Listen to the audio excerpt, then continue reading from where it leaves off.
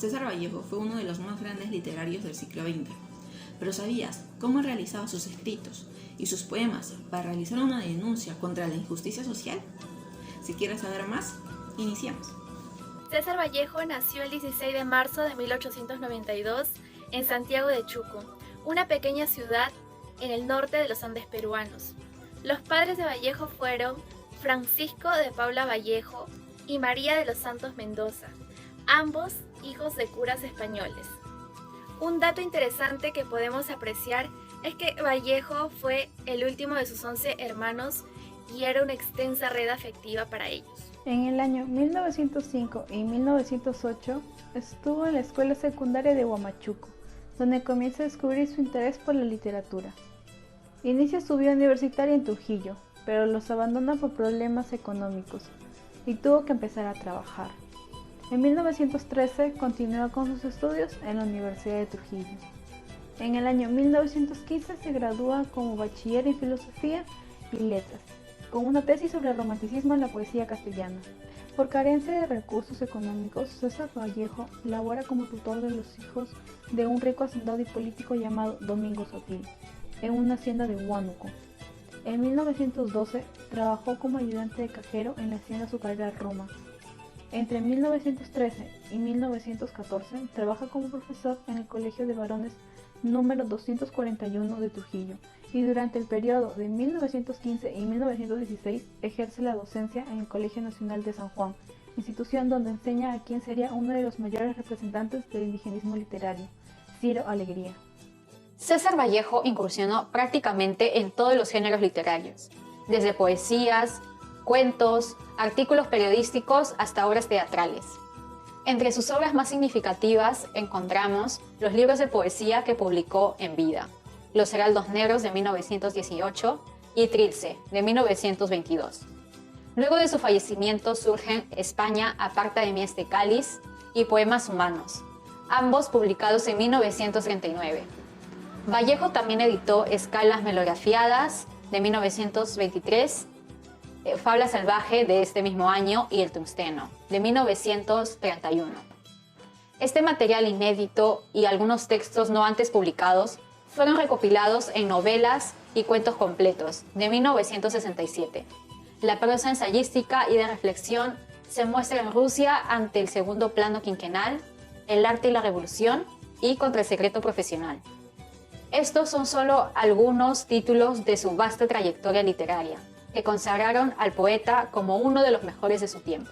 En Santiago de Chuco, nuestro poeta literario César Vallejo fue encarcelado injustamente por el tribunal durante la correccional, prestándose intereses ocultos de otras personas, todo ello por verse involucrado arbitrariamente con un grupo de partidarios del movimiento Patria Nueva, donde un incendio provocado por las autoridades adictas al civilismo antipopular en el cual se le imputaron delitos graves basándose únicamente en presunciones, faltando así a los principios. Estuvo encarcelado 112 días.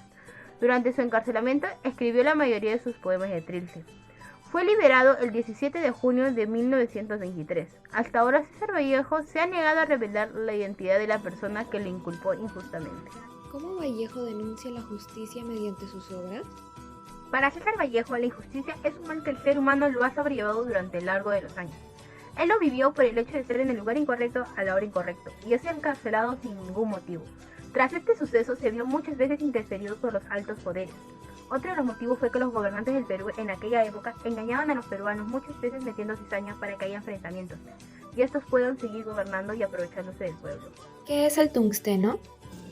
El tungsteno fue escrito por el literario peruano César Abraham Vallejo, que lo realizó para crear una denuncia contra los imperialistas en el Perú, a través de las grandes transiciones mineras, para favorecer la oligarquía local y así quitarle las tierras a los andinos para tener grandes ganancias económicas, realizando diversos atropellos y arrebatos a esa población local. Pero hubo personas que se opusieron y lucharon con esta gran injusticia que había. Cuenta de lo que se trata la obra El tungsteno de César Vallejo, podemos reflexionar que esto se ha visto a lo largo de los años.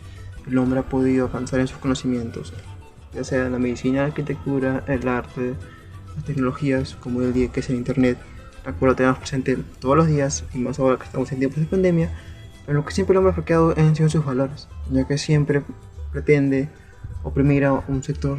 En este caso, mayormente las injusticias se ven en las personas de clase media o clase baja, las cuales no tienen conocimiento suficiente ni la economía para poder defenderse de estas personas inescrupulosas, las cuales siempre se jactan de tener una ética y moral correcta, pero en realidad no la tienen y son una laca para nuestra sociedad. Una frase que calza la perfección es la dicha por Juan Pablo II, que dice: no habrá paz en la tierra mientras perduren las opresiones a los pueblos, las injusticias y los desequilibrios económicos que todavía existen. En el Tuxteno vemos la propuesta estética de una novela social que propugna reivindicaciones políticas, socioeconómicas y sobre todo morales para los indígenas, a fin de incluirlos en una reflexión histórica de una nación. Una de las conclusiones que se desprende de los hechos es que nada puede estar ajeno al capitalismo, convertida en una fuerza arrolladora, una realidad ineludible. En la actualidad, el Perú ha mejorado en desigualdad, gracias al implemento de trabajos, mejoramiento de entidades e infraestructura de centros educativos y apoyo económico. No obstante, los lugares de bajos recursos aún necesitan ayuda y apoyo para obtener una mejor calidad de vida para niños, jóvenes y adultos. Buenas noches, profesor. La primera pregunta es si conoce el contexto en el cual César Vallejo se inspiró para escribir El Tungsteno. ¿Qué es lo que pasaba en esos tiempos para que lo llevaron a escribir? Bueno, exactamente no, pero hay una línea de la historia que menciona que en el país siempre ha habido la prepotencia de las autoridades contra aquellos que no lo son, ¿no? Es decir, en esencia para mí el peruano no sabe mandar, porque cualquiera no sabe mandar para mí, ¿no? Entonces estas personas supieron tener un poder y por lo tanto maltrataron ese poder, ¿no? Entonces yo supongo en este caso que ha seguido lo mismo de la línea de la historia, que las autoridades de la sierra, siempre aprovechándose de esa situación de cierta ignorancia, siempre hubo, ¿no?, el abuso de la autoridad en ese caso, ¿no? O sea, más o menos por ahí. Estamos hablando de una segunda obra, me parece, de César Vallejo, y estaríamos hablando, por decir, años 40, ¿no? Quizá, ¿no? Sí, la historia en el Perú, la sierra ha sido muy abandonada y las autoridades siempre han abusado. Recuerdo que aproximadamente hace 40 años fui a la sierra y veía incluso el maltrato de los religiosos. O sea, entraban a la iglesia y los trataban mal a los feligreses, los mismos sacerdotes, ¿ah? Ojo que yo soy católico creyente, activo también, y siempre voy a defender a la iglesia católica, pero hay gente que no la sabe llevar, ¿no? ¿Cree usted que esta obra de César Vallejo se puede asociar de cierta manera con la situación política y social que está pasando el Perú en estos momentos? Bueno, el Perú, a pesar que han pasado muchos años, no ha cambiado. Sigue manteniendo todavía esa idea errónea de la diferencia de clases sociales, ¿no? Que lo mantienen ellos, ¿no? Como si fueran comunistas, porque los comunistas son los que plantean eso, ¿no? Clases sociales, pero en verdad es lo que ellos, como se dice, confirman, porque siempre han tratado mal a la gente de la sierra, ¿no? Eso se ha dado en todos los casos. Y los mismos autoridades de la sierra, que están actualmente no, sino hace muchos años, siempre se han sobrepasado en su autoridad, ¿no? O sea que eso me parece que todavía puede continuar. Incluso yo puedo hacer una comparación con lo que dice González Prada, que dice que habla mal de las autoridades, y que si yo leyera una obra del señor, de este señor, de seguro que sigue vigente. O sea, yo pienso que no ha cambiado mucho, ¿no? Seguimos todavía con unas ideas muy retrasadas en ese sentido. Sí. Buenas noches, profesor.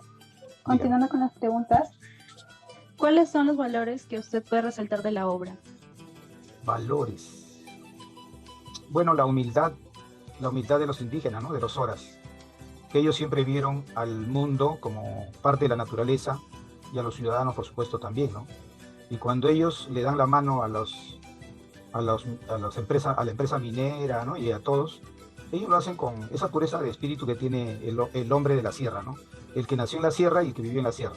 Porque también hay los serranos que vienen a Lima y cambian de ser, ¿no? También. No sería nada raro encontrar a un serrano en Lima siendo un serrano maltratador de personas también, ¿no? Eso no sería nada raro tampoco. ¿Cuál es su opinión al respecto de esta obra? Vallejo es uno de los pocos literatos que es empático con la población, ¿no? Y con lo que pasa. Es uno de los preocupados por la situación social. Vallejo es uno de ellos. Es por eso que muchos lo reconocen a él y ven, digamos, su pensamiento. Es muy preocupado por la cuestión social, ¿no? Entonces, esta obra me parece que es una forma de mostrar ese descontento que tiene Vallejo respecto a nuestra sociedad, ¿no? A nuestras autoridades, como siempre lo voy a reiterar, no saben mandar. Siempre han sobrepasado los límites de lo que debe hacer una autoridad. Opino que es una obra muy buena porque hace que la emoción social de la gente motive, pues, ¿no? Motive a una reflexión. Sí, eso podría decir, ¿no? Muy buenas noches, profesor. Terminando Buenas con esta entrevista, ¿usted como docente recomendaría esta obra? Sí, por supuesto, de hecho que esta obra es una obra quizás un poco parodiada, porque no refleja exactamente cómo es la realidad, ¿no? Pero sí da un indicio, sí da una sensibilización, ¿no? Que es lo que se quiere. Quizás cuando una obra no se exagera, de repente no se puede entender con la misma magnitud, porque hoy en día pues hay personas que nos hemos vuelto insensibles, de tal manera que hoy en día las obras para un joven de hoy, no les interesa ver nada más que obras terroríficas, por ejemplo. Si hoy en día un literato escribiera obras terroríficas, de hecho que vendería millones de libros. Pero hoy en día al joven le interesa cuestiones que les emocionen bastante, aunque no sean reales. Y bueno, ese es el corte del lector actual, del joven lector actual. Pero no sería lo necesario, ¿no? Porque el joven de ahora debería ser más bien preocupado por la sociedad, por lo que pasa en nuestro país, ¿no? Yo pienso que debería ser preocupado, ya que vive en este contexto, vive en esta ciudad, vive en este país. Debería preocuparse. Ojo que no estoy hablando de una ideologización, ¿eh? Estamos hablando de una preocupación como leer, ¿no? Sobre las cosas que pasan en el país, fundamentalmente. El universitario, por ejemplo, tiene esa esencia.